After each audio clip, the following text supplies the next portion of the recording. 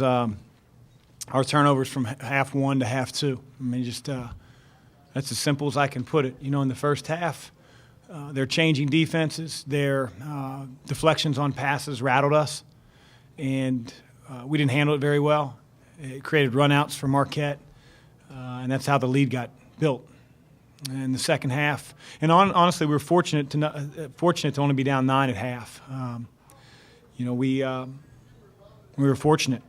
They could have been up 15, 20 points with the way we handled the ball. In the second half, we turned the tables. We took care of the ball. We were better able to identify whether their zone was a 2-3 or a 1-3-1.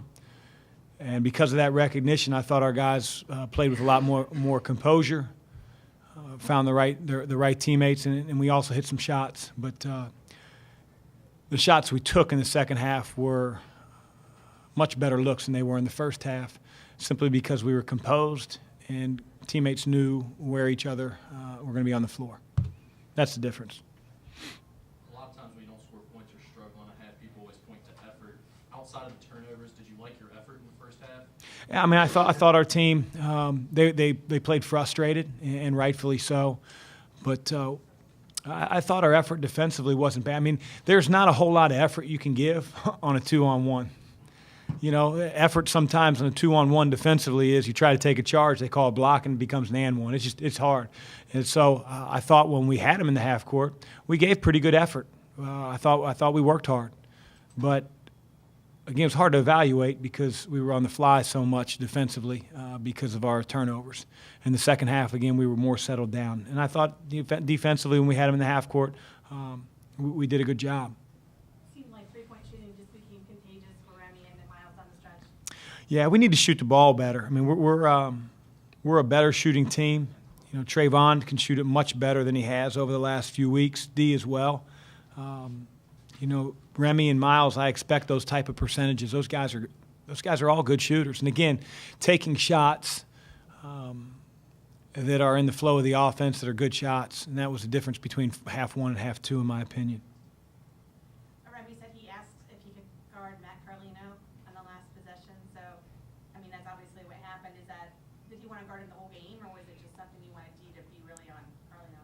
Well, it wasn't necessarily who was on Carlino, because if you put D on Carlino, then you have other matchups that maybe you're a little bit more concerned with. You have maybe your 3-man on their point guard. That's an awkward feeling. You play small forward position. You're not used to guarding the man that's bringing the ball up the floor. So it's not just a singular matchup that concerns you. It's how does it affect the other matchups on the floor. I felt like D knows Carlino really well. I thought D did a really good job. The kid made some tough shots. Guys were hanging on top of him. Remy, again, we've talked about it, relishes an individual challenge. He's got to grow in other areas. But down the stretch, made his looks very, very tough, made him give the ball up a few times. Did a great job in the last possession of the game. 3 guys did, and he took a tough contested 3 over Matt's hand. Because Matt was on top of it. When Fisher turned around and set sort of what we call a fire screen, turned into an air ball, and it ended the game. So, Chris, the changing lineups and rotating guys in and out, what have you learned over the last 2 games? What have you gotten out of that? It's not so much what I've learned. It's hopefully our team has learned that in this league, we need to bring effort every single day. That can't be. That can't be what mood you're in. It can't be the temperature of the day. I mean, hopefully our players have learned and are learning that, effort has to be a constant. That's got to be a given. And now let's work on execution. Let's work on strategy. Let's work at getting better in our system. But, very honestly, over the course of, 3-4 weeks, our practices have been competitive, but there's always 1 or 2 guys, and they're different every day. And maybe that's the sign of youth, but it's different every day that isn't locked in, isn't playing hard, gives up. It's really, really disheartening. And I think, teammates are starting to challenge one another to not be that team so that we can be more consistent. You said consistently throughout the season that no win, especially the Big East, is bigger than any other win. Is there anything about this one, the way the team has been playing leading up to it, that adds any extra significance?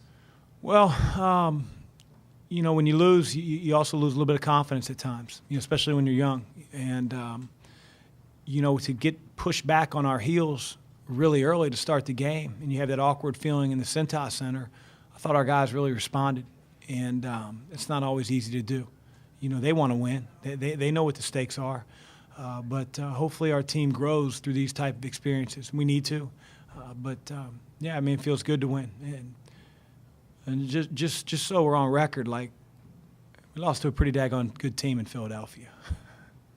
We're not. I'm not even going to mention the teams that we used to play.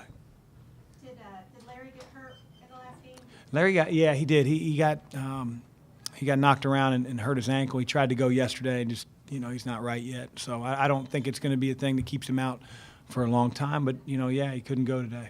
What about JP? Didn't play in the second half. Was that based on the first half? He turned the ball over every time he touched it. And I love JP, and so I'm going to be honest.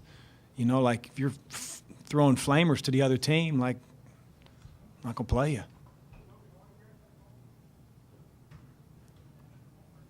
I'm going to be the only person in the history of the world, that